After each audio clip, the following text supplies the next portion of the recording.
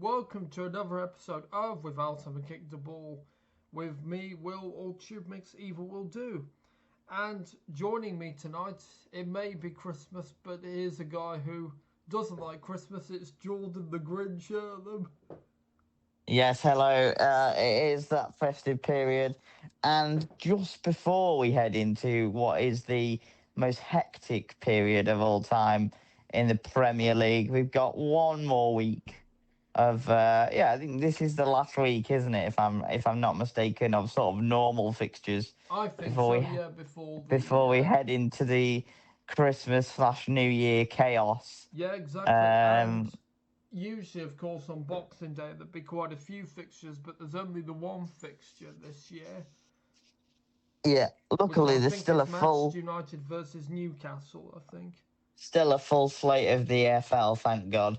Yeah. But I don't quite know how we're going to approach that because I don't remember how we did it last year. But yes, plenty to discuss. Yes, absolutely. Wonder goals, 4-4 draws, managerial sackings in League Two, Yeah, and most importantly, a 4-1 result for the mighty crew, Alex. But let's get into it. Will, take us away. And there's only one place to start, don't you think? absolutely. Yes. So we start on Sunday, the 14th of December. It was the Tyneside Derby. Sunderland 1, Newcastle nil. Nick Voldemide from Newcastle having an own goal in the 46th minute to give uh, a wonderful win for Sunderland's fans. So, what was your thoughts on this one, Jord? I mean, not to make a joke, but what a finish from Nick Voltemada. I mean, it's yeah, it was a classic header, wasn't it? Yeah, It's yeah, it just a was. shame it was down the wrong end. Oh dear. Yep, that's just the way things go. It's do you know what?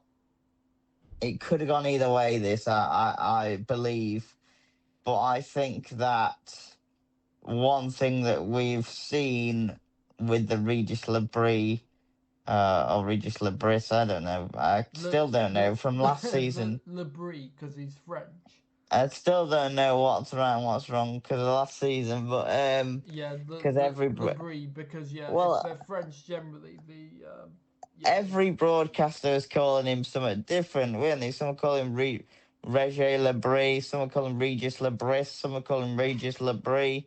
So it is what it is. But yeah, the yeah, one thing that we've seen from them is, has always been that they will fight, and they did fight. And I think that Newcastle, I don't know, the way I saw it, I don't know if you saw it the same way, Will, but I just think that they felt that they'd already won it. I felt like they didn't so a really. bit of complacency setting in then. Yeah, I sort of felt like they just didn't really turn up. Well, yeah, I I mean don't. it's an interesting one. Newcastle and quite a few teams have been like this. They've been sort of well, yeah, in Newcastle's case, they've been poor away, but I think good at home, haven't they? Yeah, and I think as well, it's like, it speaks to a wider problem, and you could also sort of say so with Burnley, despite the fact that they're pretty kamikaze defensively, and Leeds as well. By the way, are very much in this vein of, Yeah, um, you know, if you give them an inch, they'll have a go. yeah, And absolutely. and again, we saw that with Leeds, with the likes of Man City and Chelsea the other midweek, Yeah, and Burnley. Despite the fact that again they're pretty kamikaze defensively, yeah, they do give a good account of themselves in games. I just think this is a bit of a different season from what we've seen in the last two, where the relegation threatened teams are an easy 3 points.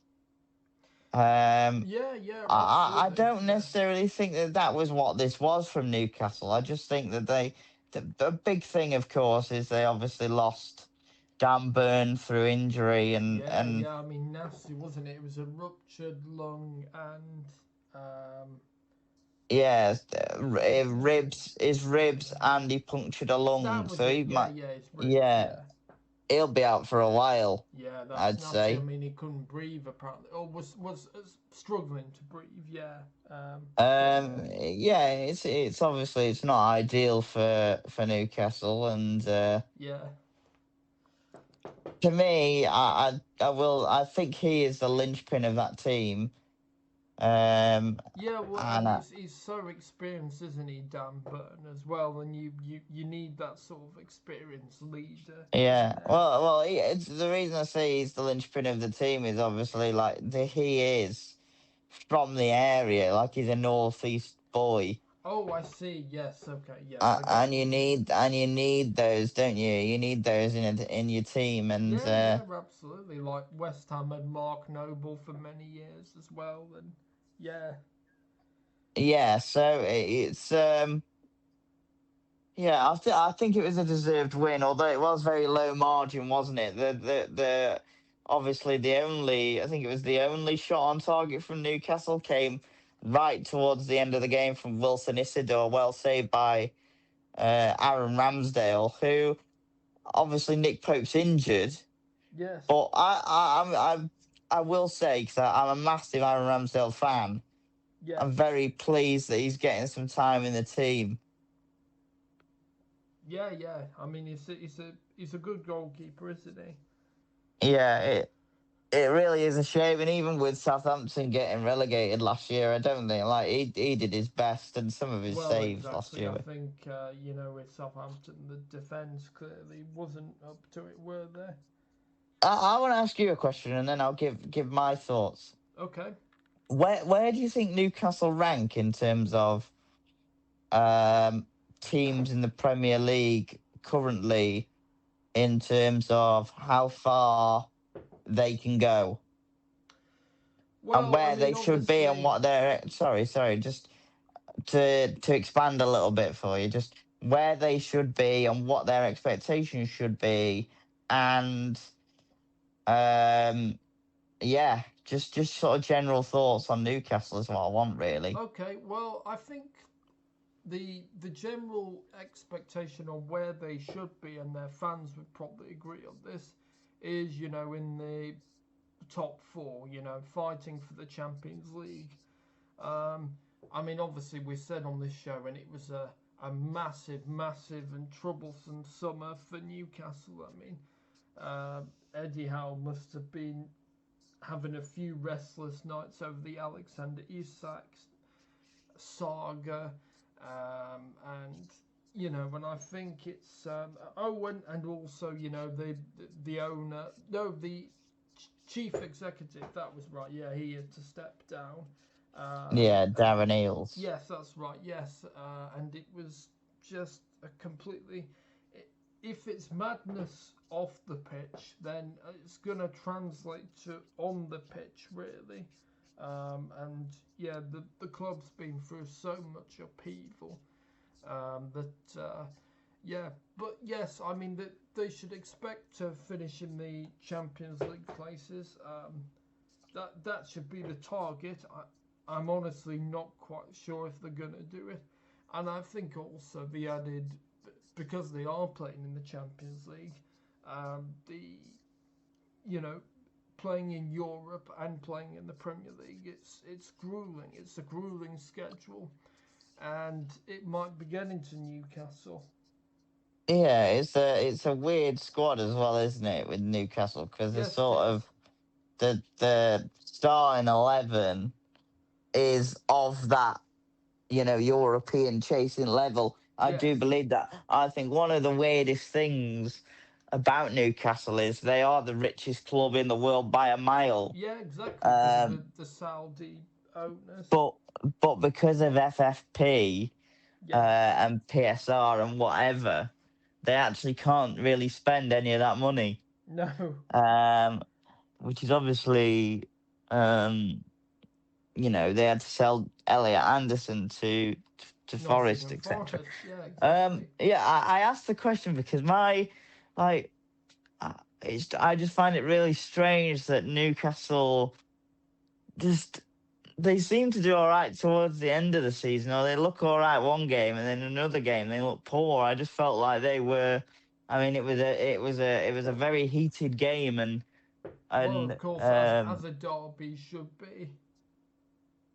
you know, Sunderland having to come up from League One to the Premier League, and some of that team having been there that whole time, Yeah, and new exactly. lads, And then, you know, and it particularly we is. said it. Sorry, signing Granit Xhaka, you know, which has got to be transfer of the season, hasn't it, or one of them. Yeah, I mean, it is. You know that it is a very physical derby, and I just think that they weren't that the Newcastle didn't match them, and similarly with well, actually with all the other teams in Europe that are in the Champions League, uh, in the Premier League, not doing so well. Apart from City, who I think are doing very well.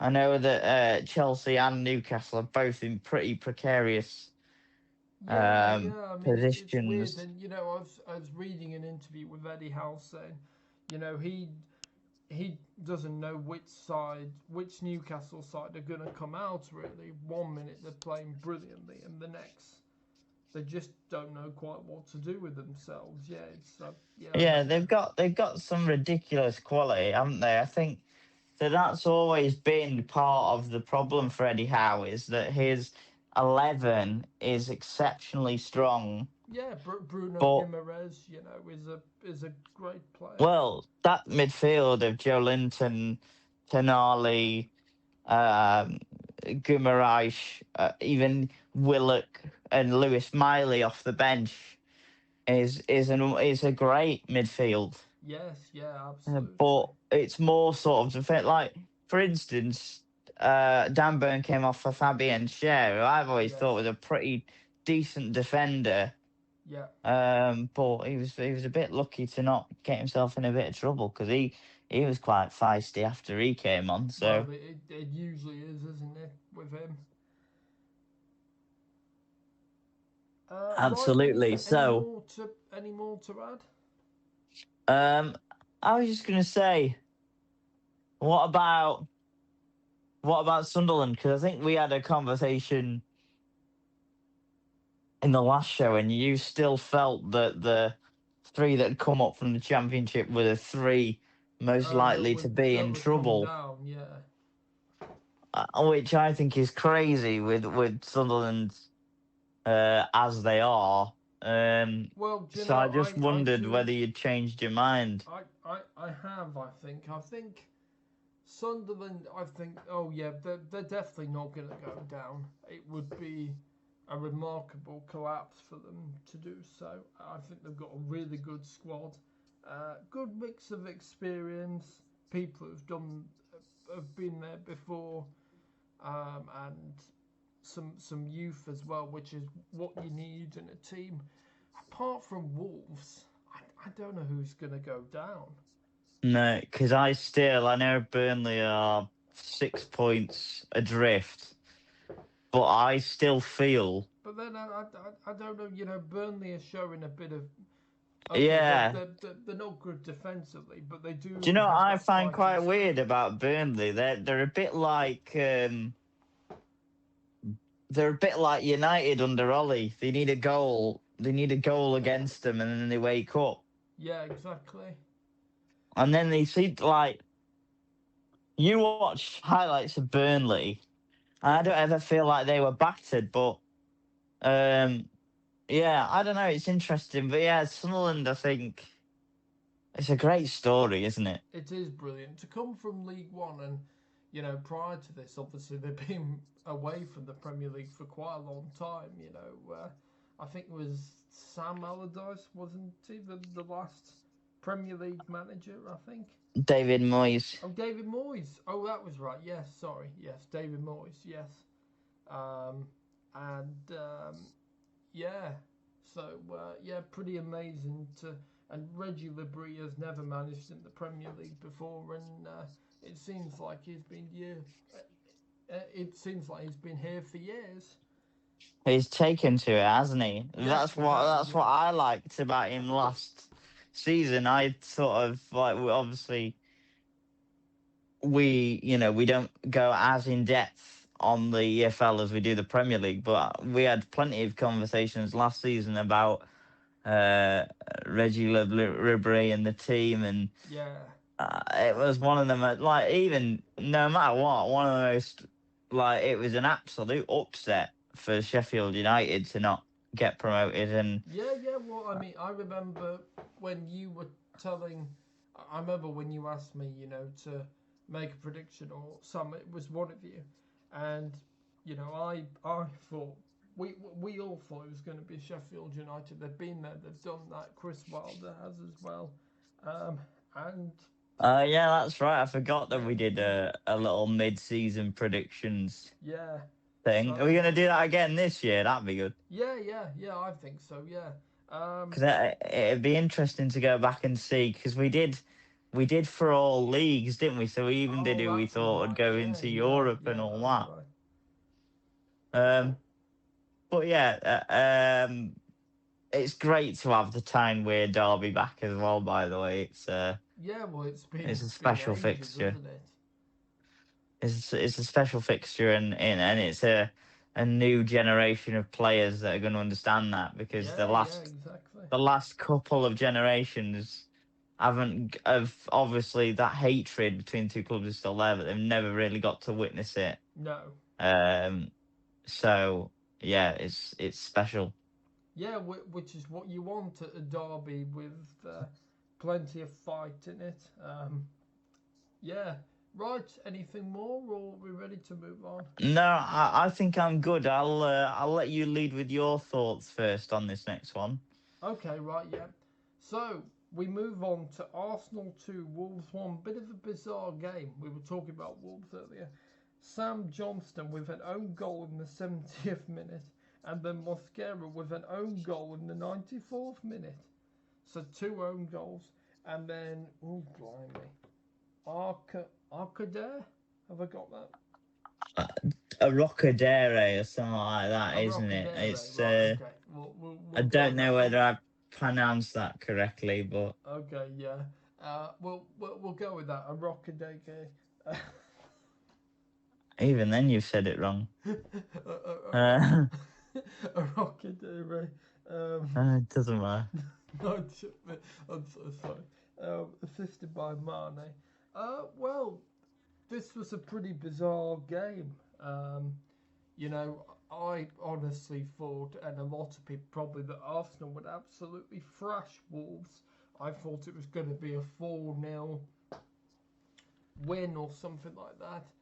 But no, it wasn't. Arsenal, they didn't really play that well in the first half.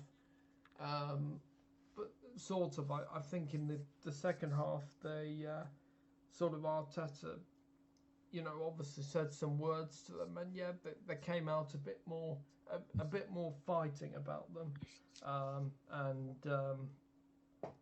yeah, and Gabriel Jesus coming off the bench seemed to be sharper than Yaikores. Considering he's been out for a long time, Jesus, then yeah, that's pretty amazing. So yeah, pretty bizarre game. Arsenal though still managing to get the win. Means they're still top of the Premier League table, and if you're going to be champions, you also need to win ugly. So yeah, that's my thoughts. What about you, Jord? Yeah, I mean, first of all, slightly off topic, but I played my free hit this week on Oh FPL, yeah, yeah. because I was looking at Phil Foden as an investment Oh okay, yes. for FPL, which I obviously have actually gone with now as a little bit of a spoiler for what I've done with my FPL team. I've put Foden in Oh okay, yeah. permanent. And one of the other ones that I went for was Bukayo Saka. Okay, yeah. Just to see what he was like, and obviously they were playing Wolves, and Saka's. Well, I sort of see Wolves as a bit of a free hit within itself, which I feel like is kind of is mostly highlighted by the fact that Man United went there and won 4-1, but then have been beaten by. But Well, then yeah. have been Well, beaten by. to be fair though, Wolves have been poor for most of the season though. Yeah. Anyway, so obviously both goals that were the um, Mosquera own goal and the Sam Johnston own goal were from crosses from Bukayo Saka, so it counted as 2 assists for Okay, Saka. right. Okay, yes, you get some Uh, points for that then. yeah, I think I got 11 points from Saka. He did really well. Wow, Um, amazing. I want to say, by the way, I think this is the best that Wolves have probably played under Rob Edwards. Yeah. Um, Did you see any sort of signs of improvement? Did you then? they tested David Raya a couple of times, but I think like the last few weeks for Wolves have been probably as bad as it gets. And like because of the squad they've got and how long they've been at this level, there is part of you that still feels they could probably get out of it. But to me, I don't think there's any They way look in out. trouble, don't they? And they're the only I team. They're the only team that I think could definitely going down. Who will join them? I don't know. I don't know. well, I think 2 points from 18 games or whatever is Oh. it's abysmal. Yeah, I mean, It's Chris Sutton often absolutely says in his abysmal. Premier League predictions, are they going to sort of have the same points tally as Derby County? At this rate, I feel like they'd be happy with that. I want to say that I felt so sorry for Sam Johnston, who had a really good game Yeah, he's a good and goalkeeper, isn't he? and saved a lot. And then you're thinking, oh God, mate, like. And I've listened to interviews with him. He's a great guy. He seems like a great character and a great guy. He's a I bit of a listened to veteran, isn't he, at this stage? nowadays, and it's funny because it was only sort of 7 or 8 years ago that he got his. Well, I think he played a couple of years in goal for Preston in League One, and then went to Villa in the Championship probably about 8 years ago now when Oh, Villa were in the oh, wow. Championship, and then yeah, I actually don't remember it. Did he go? He went West Brom, Palace I for a think, didn't bit, he? West Did he play? Brom, yeah. Yeah. Yeah, he was definitely at West Brom with Big Sam. Yep. And yeah, I mean, listen, like you said, it's very fortunate for Arsenal because Yeah. Very the lucky. like especially the Sam Johnston one. Like when the commentator on the highlights said, you know, when he looks against you, it Yeah. really is against you, and Yeah. that sums it up. I think that they could have played 100 more matches and that wouldn't have happened. So Yeah, exactly. it's one of them. And also in terms of the Mosquera own goal, I think it was Mosquera, wasn't it? Yes, that was right. That's another one of those where it's a simple clearance and it's similar to sort of the Voltamada goal we were talking about before. You see what they're trying to do, but you do take a significant amount of risk. Yes. You do take a significant amount of risk when you do that in your own box, Yeah. defensively. So, yeah. The last thing that I really want to say is, I think you said it before. Arsenal To winning win the ugly. title. Um, I, I, I think we'll talk about it when we sort of go over the other results. But I think that City's result on Sunday was a huge one because I think it was the first time I looked at City and thought, yeah, okay, maybe this is their, maybe they are the best team now. Right, yeah. But Arsenal have just got to keep pace. Oh, yeah, It's yeah, absolutely. Yeah, I agree with you. it's so important that You they can't don't. afford any slip ups now. No, they literally they cannot drop now, can they at all? No, absolutely. Um, And I just think that, yeah, I don't know. It's weird when you sort of have, like, everybody always talks about Mikel Arteta, and Yeah. this is a wider conversation, probably for the sort of podcast that we do over the international break, but there isn't one of them for a long time, so we'll have a little bit of this conversation now. Everybody always talks about the job that Mikel Arteta's done, and Mm. he has done great, but don't you just think that, like, Well, he la- just needs a trophy. I think that's the final piece, literally in the puzzle. It's not. You know, apart from that, you know, he's mainly done a good job. That's literally the only thing he needs well, to do obviously now. they won the FA Cup the year that he came in, if I'm not mistaken.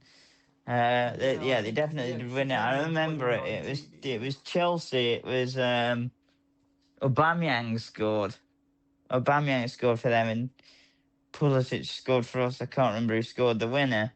Right. Um, but yeah, I think that's it. I think that I still don't really think that Arsenal are taken very seriously, but it's because during the time that they have been under Arteta, they have consistently been second best, Yeah, and they've exactly. never Yeah, really, you're correct.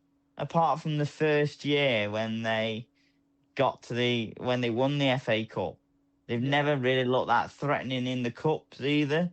No. Obviously, to do what they did and get to the Champions League semi final, it was, I think. Last season is another improvement. Like, that's the thing, he has improved the team, Oh yeah, yeah, absolutely, yeah. and that's why I think he's probably got one of the safest jobs, And because they when you've got, and they're also better defensively, you know, since Saliba and Gabriel came in, you know, compared to they used to have, oh, what was it, Rob Holding and Mustafi and Socrates and yeah, yeah, they've got an unbelievable team. yeah. There's no denying that the team is good enough to win the title. It's just one of those things. Uh, I do think, and I've said this on this show, I do think it's there, yeah, because I think the depth they've got now, they've got such brilliant depth, I think, and I do think it is there, yeah. what do you think? Um, actually, we'll move on to the final game, and then Are I'll you ask you sure? that. All right, okay. We'll move on to the final game. I'll ask you the question the question I'm thinking of once we've done the rest of the Oh, results. okay, right. I will look forward to that then.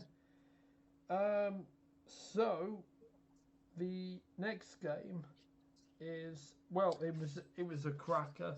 I think it's got to be one of the games of this season. That's what they were saying on the live blog, because I was sort of following it very loosely.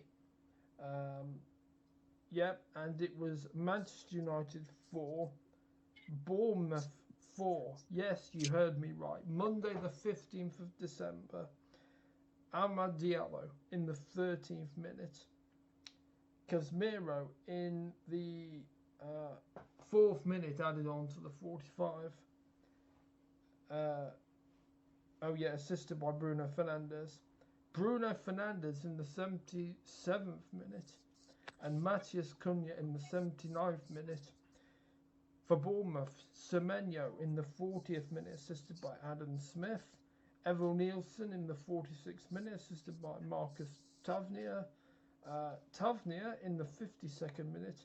And Junior Krupi in the 84th minute. So, well, I mean, it's not often we have games that have a score of 4-4. What was your thoughts on this one? Yeah, I mean, we don't like covering draws as a rule, do we? Yeah, usually, Uh, yeah, because yeah, they're not generally that entertaining. but I think that you can't avoid a 4-4. I mean, I was in and out on this one, okay, um, just because, um, yeah, I just, it's Christmas time, isn't it? You get busy. Yeah, But I did watch the first half fully. yeah. I'm actually going to do something that's way like something I would not usually do, and All right praise then. Manchester United a little bit. A little bit. I feel like because the biggest compliment I can give to this game is, It was a great game for the neutral. It was. yeah, I think people were talking about, is it a classic? Probably not a classic. There's some very poor defending from Manchester United, some very gung ho attacking from Bournemouth that sort of like a bit lackadaisical in the middle from Bournemouth that let United in. Obviously, two spectacular free kick goals, one from Tavernier and the other from Bruno Fernandes. Um, and Fernandez, yeah. yeah, well, so when I sit on this one is my praise for United is they're a lot better attacking than they've been for years, but then they've got two of the best sort of counter attacking threats Yep. in the league in Cunha and in Bruno, and it's going to be interesting to see what they look like without Ahmad as well, and Yeah, Mbumo exactly. for When they go to the AFCON. African Cup of Nations. No Mazraoui, but he's crap anyway. Um, I didn't realise that Semenyo, I didn't realise that Ghana didn't qualify for AFCON.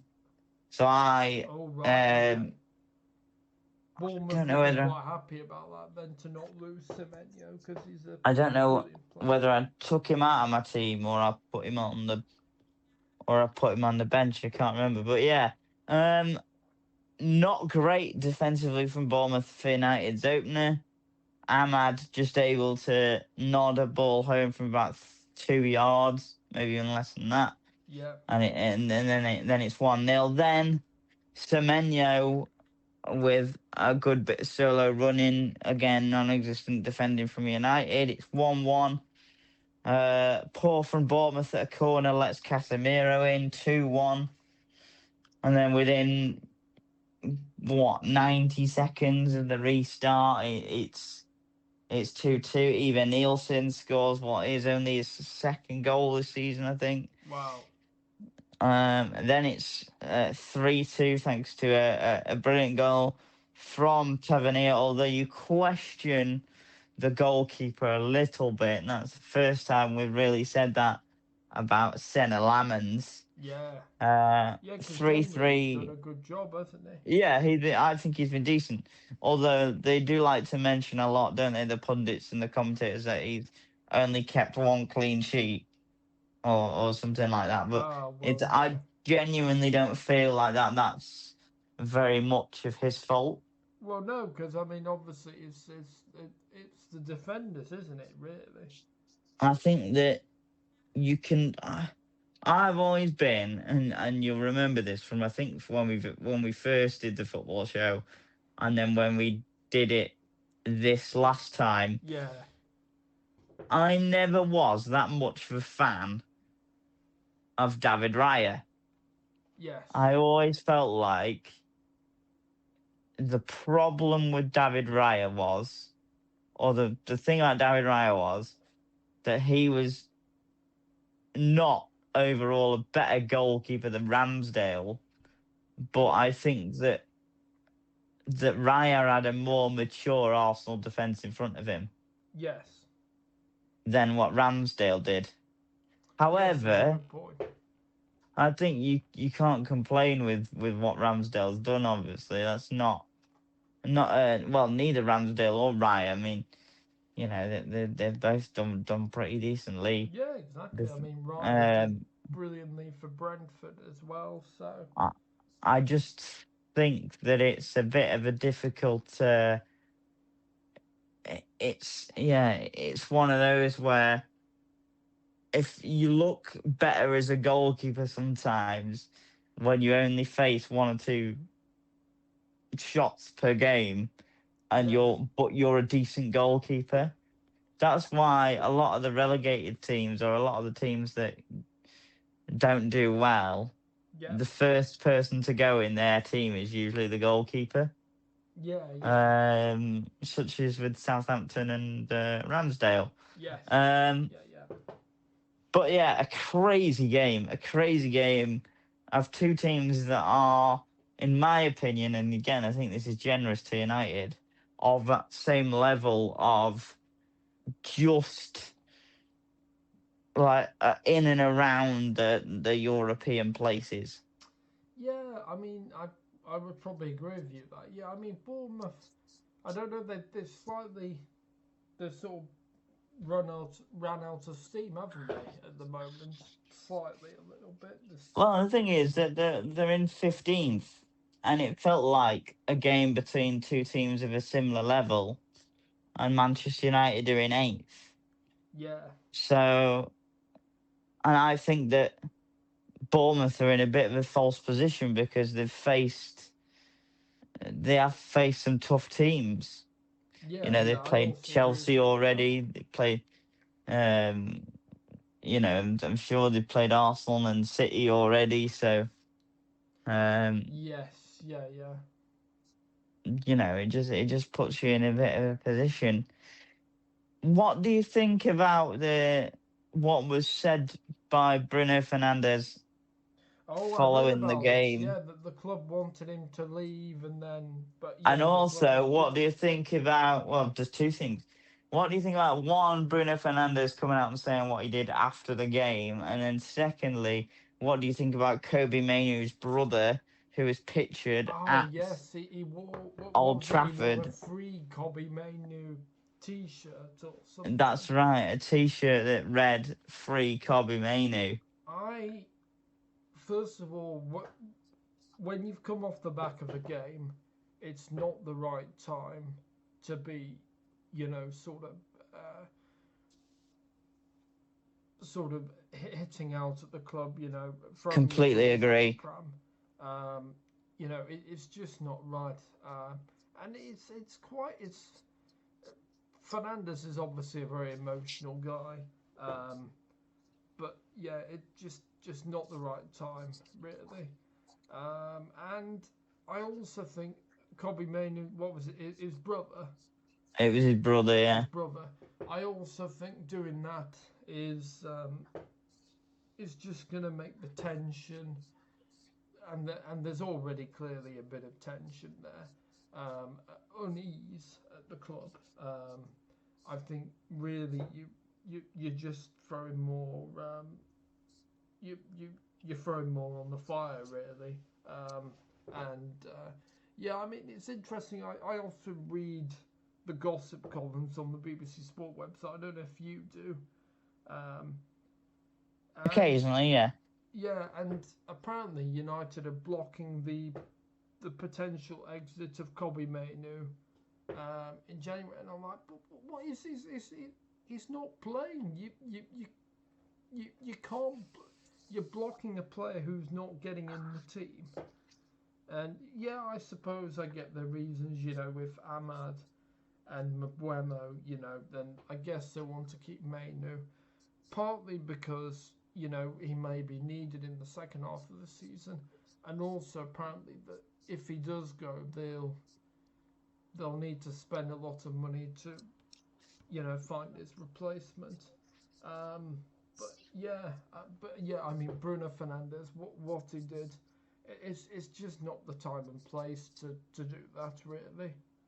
Yeah, well, I think, listen, on a ground and against a team that United haven't done very well with in Yeah, the I past mean couple of Bournemouth have seasons, often beat United. They've had a good record against them. in Bournemouth, I think that was the time of, um, I think that was the time for um, Bruno Fernandes to galvanise the squad because I think, okay, they were 4-3 up, they drew, Yeah, but they were also at points in that game 3-2 down.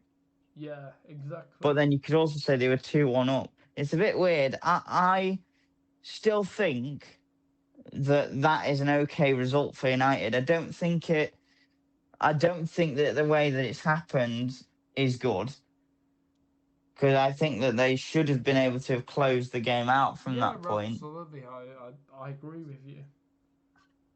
Um, but I don't know whether I would have been going, oh well, they wanted to get rid of me to Saudi in the summer, and that upset me.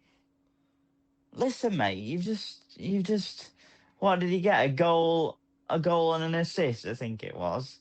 You just, Yeah. I think you're right. Yeah, you've just shown your quality. Fair play. yeah. Is it the time to be doing what you've just done? Probably not. Yeah. You're right. So yeah, an assist in for Casemiro's goal, and then his own goal in the 77th minute. And then at the same point, like going back to Kobe Mainoo's brother, bit stupid, but he's not at the club, and it's freedom of speech. It just doesn't reflect very well on Kobe Mainoo, No. but I don't think he's going anywhere anyway, even though he probably should. Well, yeah. Although, well, yeah. But at the same time, if Amarin really doesn't rate him, which clearly, he doesn't part of his system, then surely you've got to let him go. You can't just let a player just rot on the bench. Yeah, and he's too good, and he's too good Yeah, to be. absolutely. He's too good to be not there. Do you know what I mean? Yeah, absolutely. Like it's not the. He's yeah.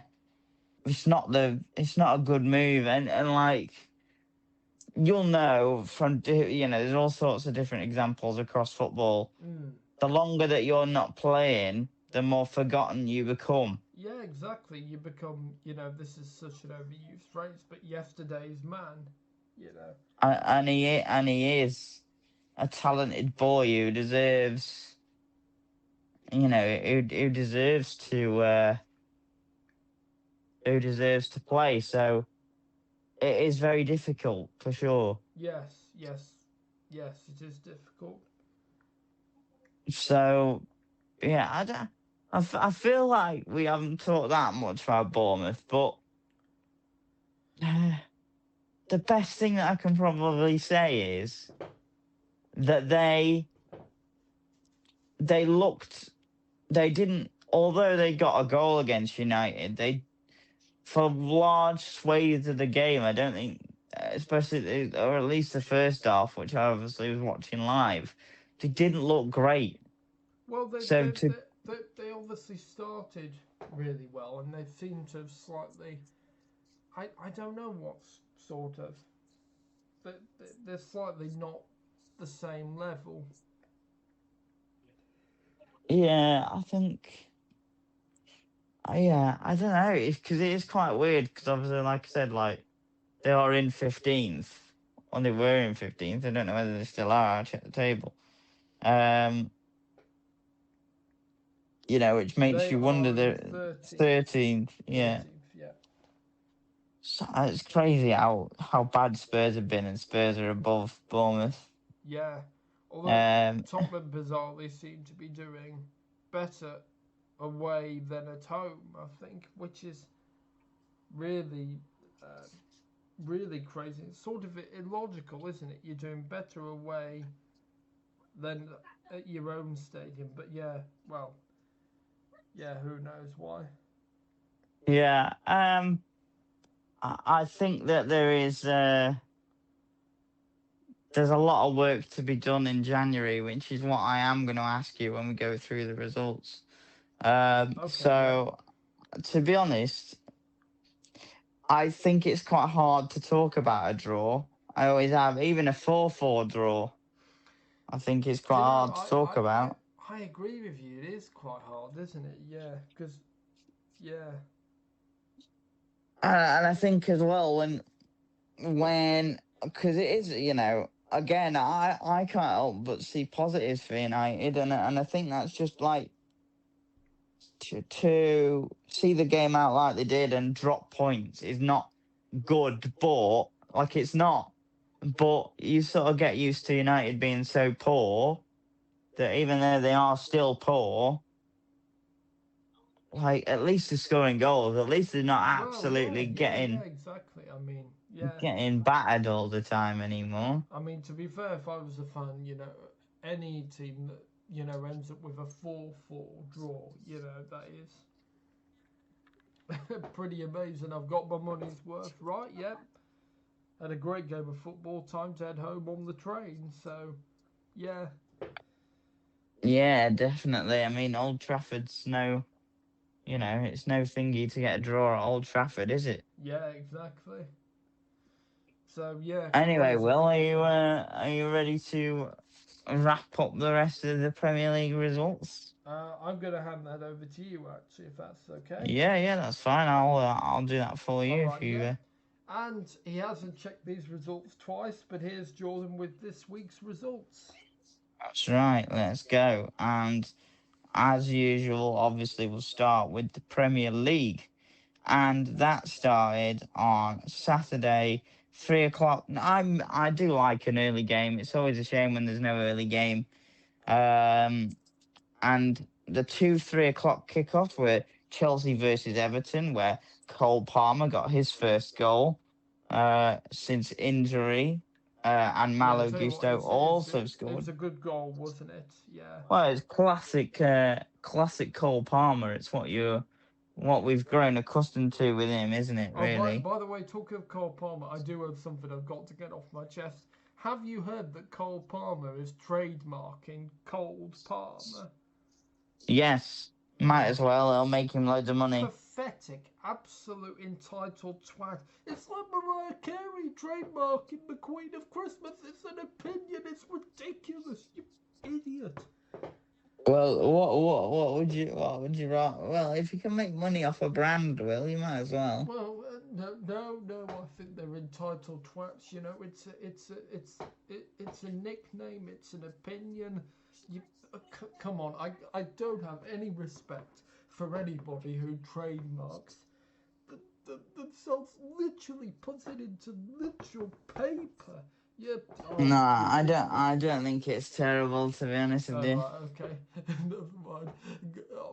Back to you. Yeah, I don't really know where to go from there. Liverpool got a good result against a solid Brighton team. 2 goals from Hugo Ekitike, and notable, of course, for a Mohamed Salah assist after all the things that he said. Yeah, by the way, because of course we weren't on the air, when Salah had that outburst, and can I just say that was sort of out of order, really, as well, Salah. If you have disgruntlement, you do it behind closed doors, not in front of the media. It's never going to end well for you.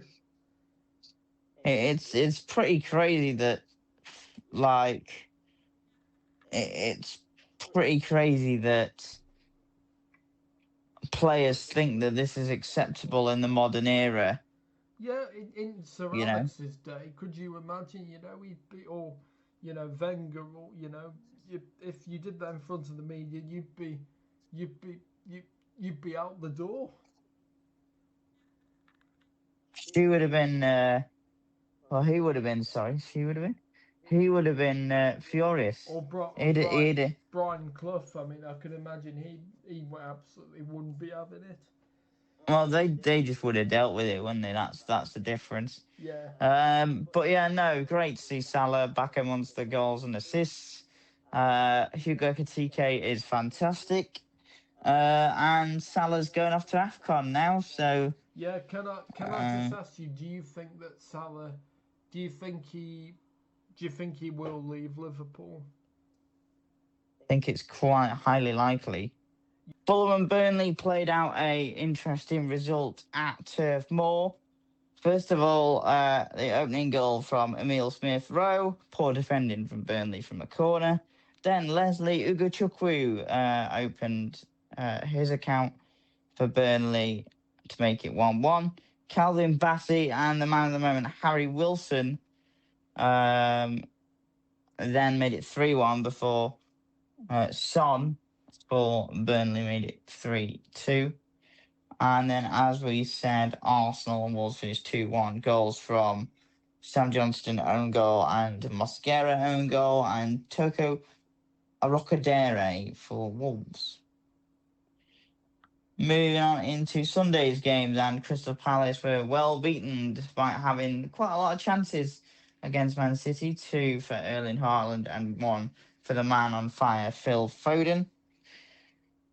A couple of good goals saw Forest beat Spurs, although the first goal was a absolute horror show from Guillermo Vicario.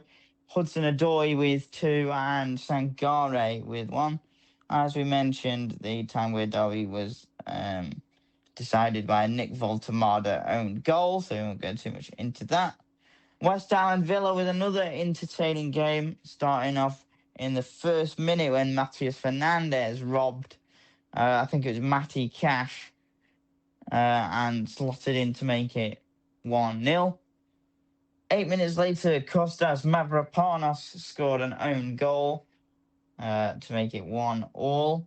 Then Jared Bowen scored to make it 2-1 to West Ham, before 2 from Morgan Rogers, including 1 absolute worldie, brought the comeback win for the Villains. Brentford 1, Leeds 1. Jordan Henderson with the opener. He did the Diego Jota celebration. We love to see that. Oh, brilliant. Yeah, classic. Before Dominic Calvert-Lewin got the equaliser for Leeds, who's just popped up with a couple of goals here and there. Yeah, he has. Yeah. Well, he's a good player, Calvert-Lewin, isn't he? Yeah, and then as we said, Man United 4, Bournemouth 4. Scorers for United, Ahmad Casemiro, Fernandes and Cunha. Scorers for Bournemouth, Semenyo, Evanilson, Tavernier and Junior Krupi. So, the thing that I wanted to ask you is, I think that this January is going to be very interesting. In terms of transfers, yeah. I think there's a few things that could go on. I think there's a few teams that could really do with a bit of reinforcing. Yes. I think Salah is the biggest one, because before we just had to stop recording and then start again. What I was actually going to go on to say is I think that Salah is definitely going to leave in the summer, but I also think there's quite a high chance that he could go in January.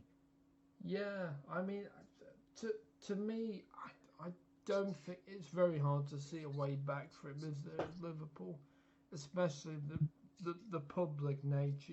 You know, outbursts like that, it very rarely ends well. Although they were saying, It's been said before, though, hasn't it?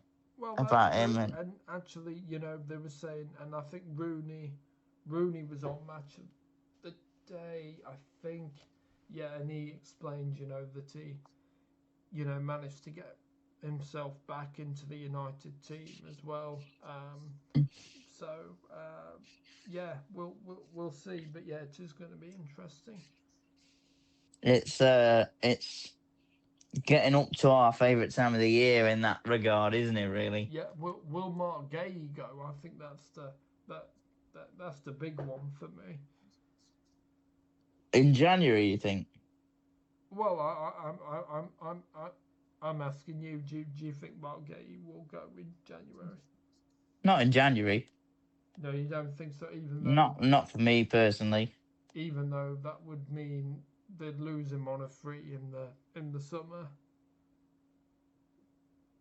I think that they would rather have him in their team and lose him on a free than cash in and struggle to replace him. Right, fair enough. But yeah, I mean, that's probably the biggest transfer question for me. But yeah, it's going to be interesting to see. You know, will Kobbie Mainoo get his move? Or yeah, it's going to be interesting. Yeah. Well, let's crack on and finish things off with the EFL. Yeah. Starting with quite a surprise for me on Friday night at the Hawthorns, Ryan Mason's West Brom shattered the winning run of Chris Wilder's Sheffield United, thanks to two goals to nil. Hegabo with the opener to make it 7 goals in 7 games for him, before Wow, then that's pretty good. turning provider for Carl and Grant. So quite a surprise result there, to be honest, for Yeah, me yeah. personally. Um, in the Championship, Norwich City managed to get a really, really impressive win over Southampton. 2 goals for Javon McCarmer, who came in, of course, from Lincoln in the summer, were sandwiched in between an absolute worldie from Ryan Manning. Preston beat Oxford 2-1 at Oxford's ground. Jordan Story and Daniel Jefferson with the goals for Preston, and Brian de Keersmacher with the goal for Oxford. Preston North End, by the way, third in the table. Wow, Crazy that's work. pretty amazing. Yeah. Absolutely unbelievable. Um, Stoke City beat Swansea City 2-1 to get back to winning ways. Ben Pearson with his first goal for 6 years, met by the robot celebration. Is it 2012? Is it Is it Crouchy Peter Crouch again? again? Yeah. I don't think so, but it was a very good effort. Sorba Thomas with the winner as well for Stoke before Zamba Potnik got the opener. I thought you might like this, that they call him, I think because I'm guessing it must be because his name is Vipotnik. They call him the Viper, which is a cool name. The Viper. Yeah, yeah, that sounds a good nickname. Maybe we should get on Gladiators. Hmm. Birmingham and Charlton drew 1-1. Goals from Christoph Clara for Birmingham and Tyrese Campbell for Charlton. Not that one, not the Sheffield United one, but the Charlton one. Coventry got back to winning ways after a draw and a loss in the last few games. Ephraim Mason Clark with the only goal there to firmly put Frank Lampard's side back on the right track. Speaking of Ipswich, they were beaten 3-1 by Leicester. This game featured some unbelievable goals. First of Wow. all, a 30-yarder from Bobby De Cordova-Reid before Abdul Fatawi from inside his own half chipped the goalkeeper, whose name is Christian Walton. Um, yeah, Leicester seems to be clicking a little bit more now. I'll just mention the other goal scorers. Jordan Ayew got the third goal for Leicester, and Jens Kayusta got the goal for Ipswich. The Kim Helberg revolution continues at Middlesbrough against a decent QPR side. They were 3-0 up within 50 minutes. David Strelec, Morgan Whittaker again, and Tommy Conway with a penalty to break his goal scoring duck for this season before QPR scored a penalty of their own to make it 3-1, scored by Nicholas Madsen. I I feel like we were sort of excited but optimistic about Kim Hellberg. Yep. Turns out there was plenty to be excited about. They look great. So we'll keep our eyes on that one. Excellent. Hull City moved back into the playoff places with a 3-1 away win over Millwall at the Den. 2 goals from Kyle Joseph before Femi Aziz, the man who got all the headlines for Millwall against Southampton. He was sent off. And then Imaku scored for Millwall to make it 2-1 before Ollie McBurney. I saw a stat the other day. Oh The yeah. most the best striker for goal conversion in the championship, as Yep. in shots to goal ratio, Yep. is Ollie McBurney. Ollie McBurney. Wow. Yeah. Former Sheffield United player. So he's been a great signing. Massive win for Portsmouth at Fratton Park, beating Blackburn Rovers 2-1. They actually did it from 1-0 down as well. Yuki Ohashi opening the scoring for Blackburn before Callum Lang, and Boat got the goals for Pompey. That is huge. It takes them out of the relegation zone. Yeah, huge result because they were not looking in a great place, to be honest. And then finally, Wrexham to Watford 2. So Josh Windass scored the opener for Wrexham before Mamadou Doumbia uh, equalised for Watford. Watford then took the lead thanks to Otman Marmer before Ollie Rathbone, on his first appearance of the season, popped up with a 20-yarder in the 92nd minute. The kind of stories we love to see. Yeah, yeah, Moving on exactly. into League One, Wimbledon and Mansfield drew 0-0. Huddersfield and Wigan drew 1-1. Huddersfield opening the scoring with Murray Wallace before Wigan equalised through Portuguese striker Rafael. Not the kind of name that you see in League One. No, no more Barnsley when the Premier versus League. Leyton Orient was a game dominated by one man, the EFL's Young Player of the Month for November was one Reyes Cleary of Barnsley. And he opened the scoring here before getting 2 assists, one for John Russell and the other for Davis Keylor Dunn. That's the 3 goal scorers for Barnsley. Leyton Orient's 2 goal scorers, Don Ballard from the penalty spot and Ollie O'Neill. 3-2 the scoreline. Reyes Cleary is an absolute sensation. Mark my words, he will go very, very far. Oh wow, that's be interesting to see how he does then. Blackpool and Lincoln played out a 2-2 draw. Lincoln actually went 2-0 up in this game, thanks to goals from Jack Moyland and Rob Street, before Ian Everts Blackpool fought back to draw 2-2 with goals from Evans and Ashley Fletcher.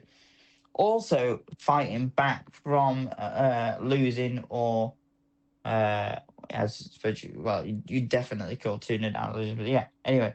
Also fighting back from a losing position was Bolton Wanderers. They found themselves 1-0 down to struggling Exeter, thanks to a 20th minute opener from Jack Aitchison from Exeter, before 2 substitutes got the goals. Sam Dolby came on for Mason Burstow and scored. And also on was Thierry Gale, and he was the one with the winner for Bolton. Bradford continued to go well towards the top of the table. They beat Reading 2-0 thanks to goals from Anthony Sarcevic and Bobby Poynton. Burton Albion and Wycombe Wanderers played out a 0-0 draw. Game of the day potentially in the EFL, depending on what side of the coin you're on, was in Cardiff versus Doncaster. Doncaster took the lead in the 15th minute thanks to Odin Bailey before Chelsea loanee Omari Kellyman and then Cardiff's own Keir Ashford made it 2-1.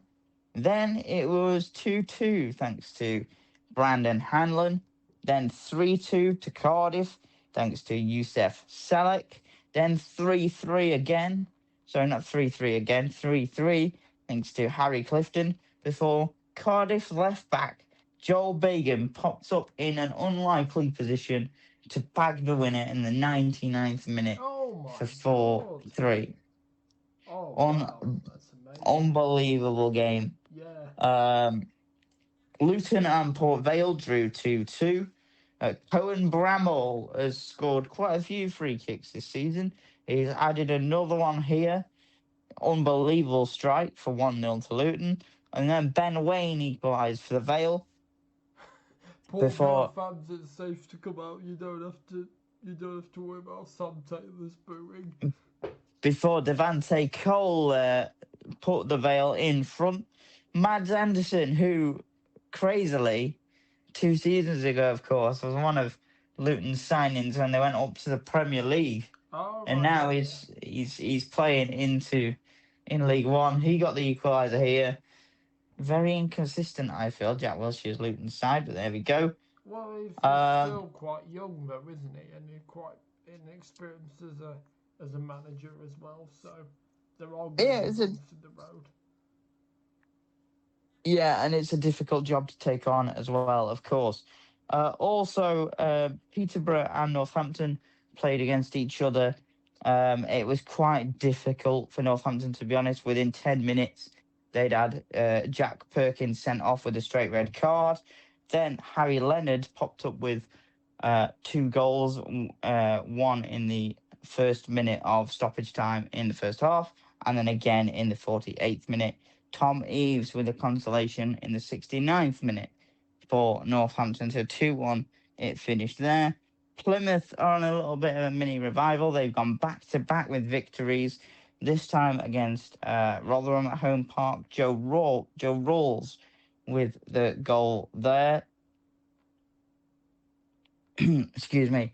And the final game in League One saw Stevenage beat out Stockport 3-1. Goals from Chem Campbell, Jamie Reid, and Louis Thompson, with the consolation for Stockport coming from Kyle Wootton.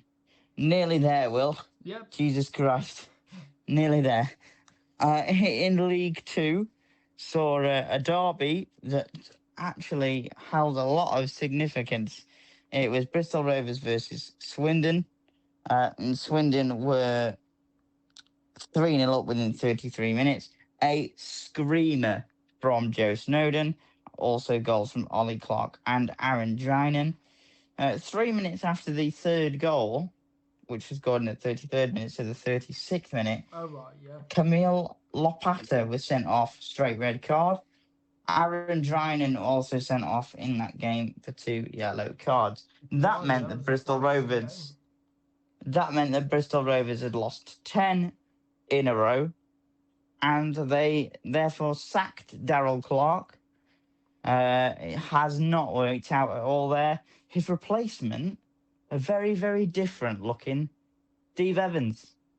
Right. And I say very, very different because Steve Evans, you must be able to picture Steve Evans, larger than life, pretty, don't know how to put it. Anyway, you'll know what I mean in a minute when I say. Right. He has joined Bristol Rovers as their new manager. A couple of months ago, he was on the Sky Sports News talking about his weight loss journey.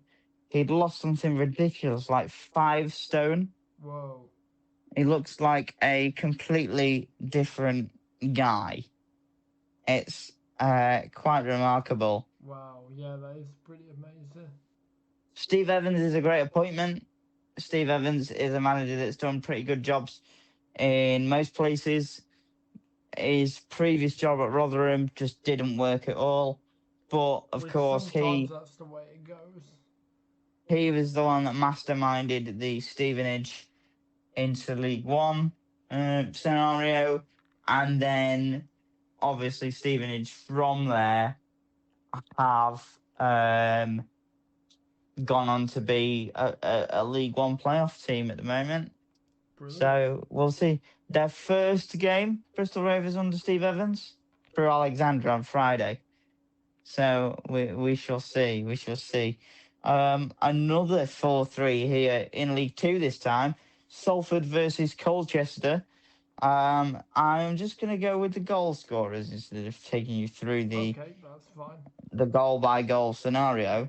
Yeah. Goal scorers for Salford: Kadeem Harris, Aluwo, Fabio Barini, and then Luke Garbett. For Colchester, Harry Anderson, Ellis Iandolo, and Arthur Reed. This one, Fabio Barini got a goal and an assist, and it's Fabio Barini's first goal in the EFL since a loan spell at Swansea on loan from Chelsea. Whoa.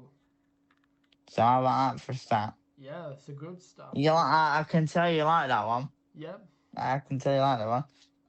Accrington Stanley held on until the 89th minute against Bromley before their centre half Elawere popped up with a header. Bromley are going very well as well currently in League Two. Cheltenham and Harrogate played out a 1-1 draw. Jake Bickerstaff with his first goal for Cheltenham before Connor McElhaney equalised from the penalty spot for Harrogate. Chesterfield beat Barnet to 3-1. 2 goals from Lee Bonnis made it 2-0 before a goal from Mark Shelton for Barnet made it 2-1. Then Liam Mandeville, assisted by Will Grigg, a name I haven't heard in a while. Oh, right, yeah, former Wigan manager. Yeah, not manager, player. But yeah. Oh, right, yeah, sorry, yeah, that's right. To seal the points there. Crawley and Oldham drew 2-2. Ryan Loff and Kabango Shamanga with the goals for Crawley.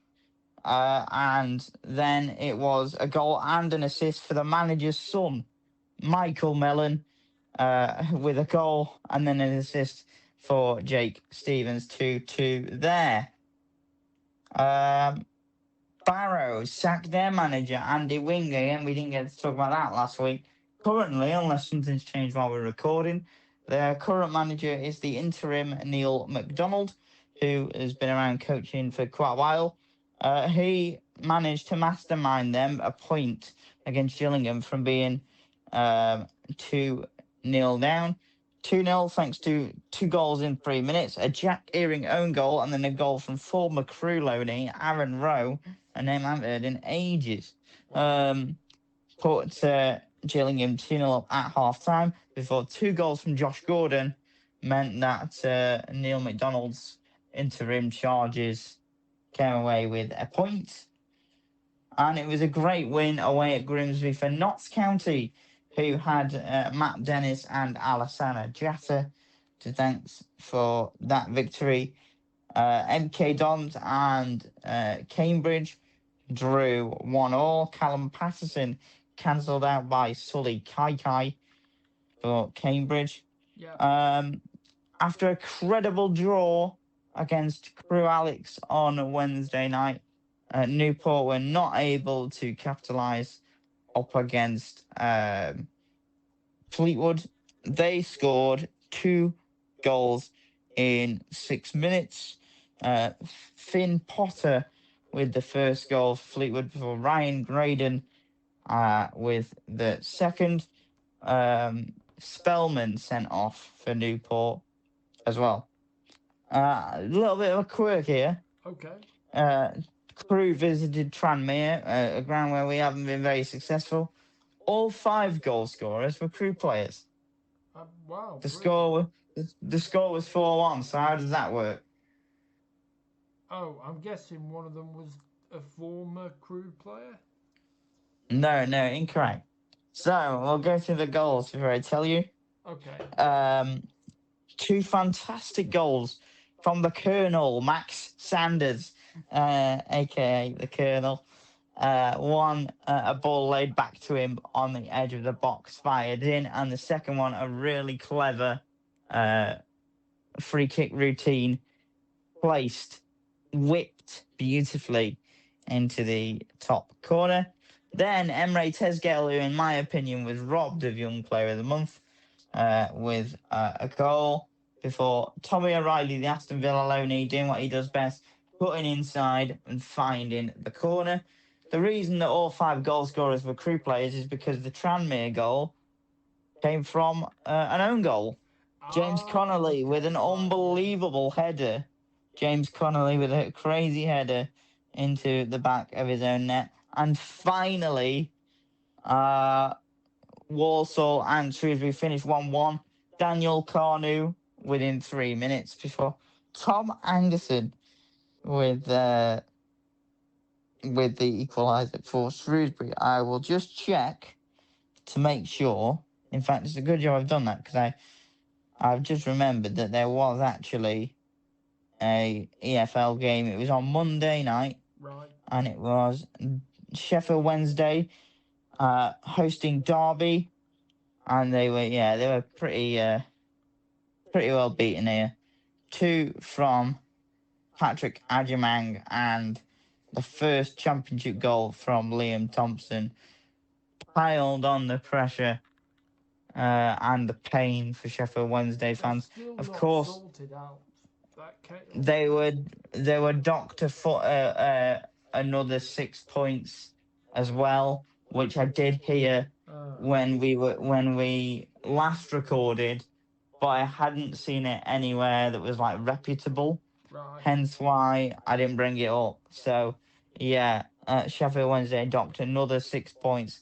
They are at this current moment on a pretty painful -9 points. Oh dear.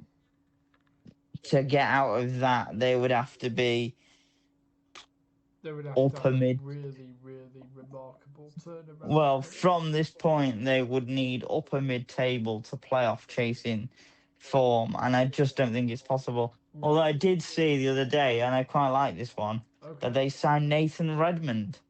Oh, formerly of Southampton. And again, I hadn't seen his name in a while.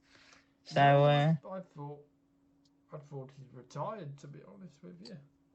So what are we saying? Well, another interesting week in the EFL, do you think? Are you asking me? Do I think it's going to be an amazing week, or are you asking me that it's been a good week in the EFL? I'm saying, do you think it's been an interesting week? Oh, yes, definitely. Yeah, I mean, all the leagues, we're coming to the crunch period now, so yeah, I agree with you. It's been pretty amazing. Yeah, we're in the big time now for sure as we move towards that festive period. In any case, you don't like saying that word, do you? You've tried to avoid saying it throughout this show. Saying what? the the the C word. Christmas. Yeah. It is what it is. Christmas is Christmas, my friend. There you go, folks. Our very own Grinch, Jordan Allen. Merry Christmas, Feliz Navidad, a Buon Natal, joy to all men and women. Buon Natal, yeah. You'd think I'd have pronounced that a bit better, considering I am actually learning Italian currently. But as the Italians would say, mi dispiace. I'm sorry. It is what it is. Anyway, we're way off topic. I guess that leaves us with just one last thing to do, unless you want me to do it, because I know you do like my usual intros, outros, should I say? Yeah, I think yeah, but I'll let you steer the ship home. Okay, well that brings us to the end of another eventful edition of the show. Yep. Just me and you again. Enjoyed it. I think it's I think it does I think it always does lack, but this is something that you've said as well. I think it does lack when we're missing one of the boys. Yeah, exactly. With Son Taylor, the it's almost like an after dinner speech. Well, he's on literal international duty, isn't he? Without going into anything personal, but he's on his way to do some international duty, as it were. Yeah. And so thank you so much for watching and listening to this episode. If you have enjoyed, do not forget to leave a like, share, and comment to the subscribe as well, of course, to the TubeMix YouTube channel.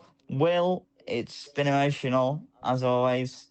Thank you, mate. It's been brilliant. We need to sit and have a conversation now about what we're gonna do over the festive period with the show. Absolutely. But we'll do that. And as always, Ben, Carney, and Sam should be back next week. Yeah, I hope so. As always, it's been my pleasure to be on the show with you as well, mate. So all that's left for me to do is, and I'm going to say it now because I get the feeling that we might not see each other until after Christmas, although I don't know, but I'm going to say it anyway. Yeah. I'm going to say all the very best to everybody over the festive period. It is genuinely a joy to spend the time that we do get to spend around Christmas with our friends and our family. So please do that. Lots of festive football to enjoy over the next few days. All the very best. Merry Christmas. Have a good time. And of course, do it all without having kicked a ball.